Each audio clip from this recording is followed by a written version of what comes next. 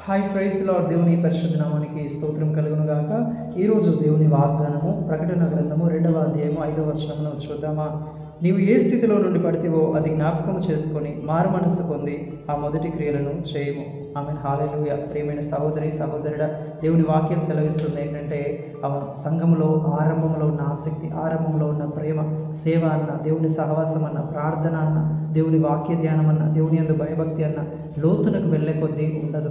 అయితే దేవుడు అంటున్నాడు ఏంటంటే, ఆరంభంలో నువ్వు నన్ను ఎలా ప్రేమించావో, నా సన్నిధిని ఎలా ప్రేమించావో, నా కార్యములను ఎలా ప్రేమించావో, నా సన్నిధానం ముందు ఎలా కనిపెట్టావో, ఎలా వాక్యాన్ని ధ్యానించావో, నా చిత్తాన్ని నెరవేర్చడానికి, నశించిపోతున్న ఆత్మలను రక్షించడానికి, వారి కోసం భారం కలిగి ప్రార్థన చేయడానికి నీవు ఆరంభంలో చాలా ఆసక్తి కలిగి ఉన్నావు. అయితే ఈరోజు ఆ ఆసక్తిని, ఆ శ్రద్ధను, ఆ భక్తిని నేను చూడలేకపోతున్నాను. ఈరోజు నీ జీవితంలో చూడండి, మన లైఫ్లో మనం విఫలమవ్వడానికి, మన పరిస్థితులు దారుణంగా మారిపోవడానికి అవును, దేవుని ఎదుట మనకు ఉన్న ఆ మొదటి ప్రేమను విడిచిపెట్టడం, దేవుని కార్యములను, ఆయన సన్నిధిని నిర్లక్ష్యం చేయడము, దేవుణ్ణి దూషించడం, ఆయనకు విరోధంగా మాట్లాడడము, నిలబడ్డము.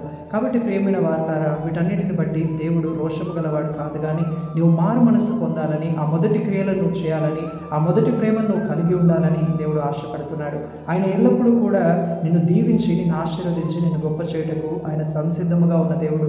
అయితే మనలో ఉన్న లోపములను బట్టి, మనలో దాగి ఉన్న పాపములను బట్టి మనము దేవుని యొద్ద నుండి దూరమైన స్థితి ఆయనను ఆపుతుంది. కాబట్టి ప్రియమైన వారలారా, మనం మారు మనస్సు పొంది ఆ మొదటి క్రియలను, మొదటి ప్రేమను దేవుని పట్ల కనపరుస్తాం. అప్పుడు దైవికమైన ఆశీర్వాదాలను మనం పొందుతాం. ప్రభు అట్టి కృప మనందరికీ దయచేయును గాక.